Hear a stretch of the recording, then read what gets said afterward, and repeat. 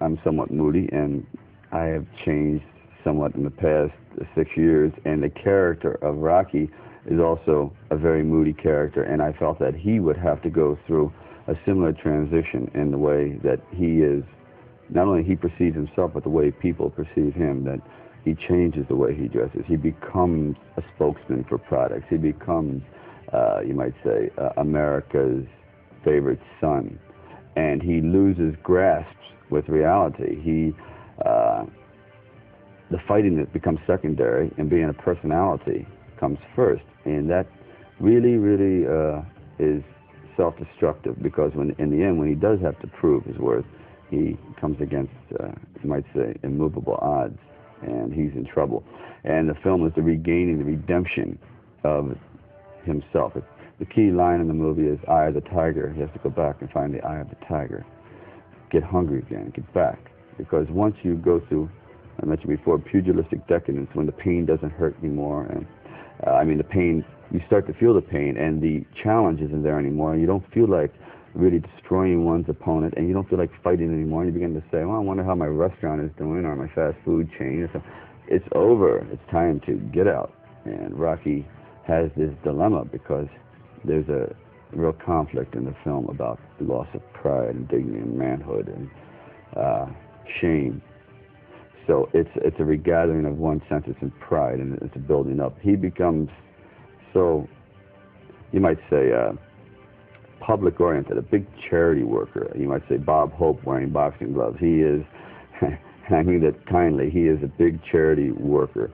He wrestles, he fights a giant wrestler, a 7-foot man named Hulk Hogan, who is an extraordinary creature who we fight in the ring, and it's just for charity. What turns out, what started out as a match to raise money for children turns into a war. I mean, everything seems to be backfiring on him. He's losing control of it, and I think I like it the best of the three, because it jumps ahead. It isn't a continuation.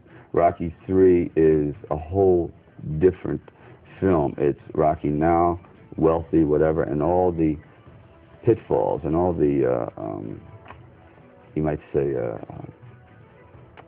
not egotism, but he becomes a star trip that backfires. And I felt I went through the same thing.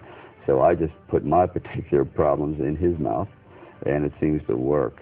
It seems to work. At least I hope it works. That's up for you to decide. Did it work for you? It did, totally. I'm completely satisfied with it. I feel the film went out with dignity, and it has a message, and a whole different look on this Rocky to regain his dignity. The man he has to fight is exactly the same mirror image of Rocky himself. I mean, he's a devastating man. He's hungry, and Rocky, to fight him in the end, has to change his whole style, because he can't meet him force against force, because he is too strong. He says hunger on his side, and he's youthful, and he's angry. So Rocky teams up with Apollo Creed, the former champion, and begins to adapt his style. It becomes a boxer, and I lose all this weight, and it's a whole new style, which I guess you might say parallels the adage, you can't train an old dog new tricks, which is wrong. We're never too old to change. We're never too old to adapt. It's all in the mind.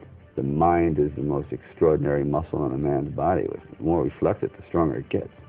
And that's what this story is all about. Let's talk about how you got your role in Rocky 3. How did that happen? Well, they saw me on this contest called The Games People Play, and in one segment of the contest was called America's Toughest Bouncer.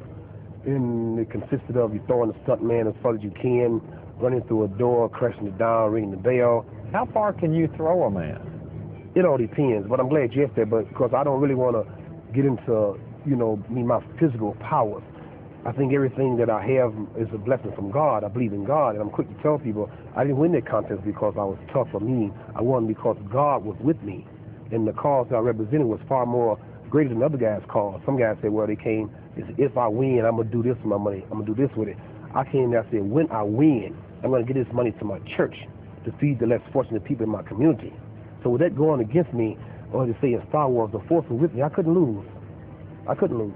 And I said again, can't nobody beat me, because I am right, and right is might. you got to understand, I'm a product of the ghetto. My father left when I was about 5 years old. I come from a family of 7 brothers and 4 sisters, 12 in all.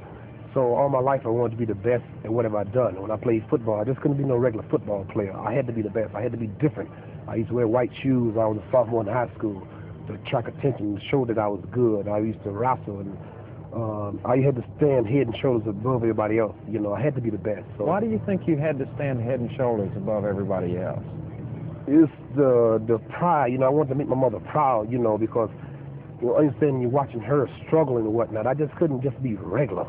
I just had to be the best. Let her know that her work wasn't in vain. When I used to watch my mother walk down the hall or the street or the block to try to borrow money from the neighbors so I could go to school, you know. So for me being good, and if I'm good at my trade, I could make a lot of money out of my mother home and show her, you know, that her work wasn't in vain.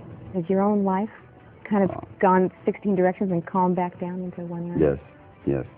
Whatever I've done, I think, only enhances the peace of mind that I have now. The attitude of being self-serving before, it was, you might say, being thrown into a candy store with a sweet tooth. I went here, I went there, and I experienced, and then I realized I had it all before. But it's hard to explain that to anyone. People have to go out and experience. It's hard to accept secondhand knowledge. Because if that were true, people would accept secondhand knowledge.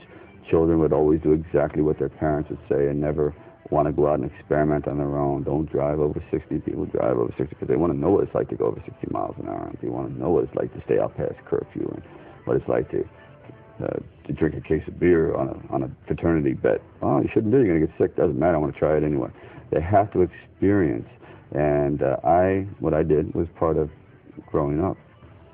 And I think I'm certainly have much more peace of mind. Wasn't worth it.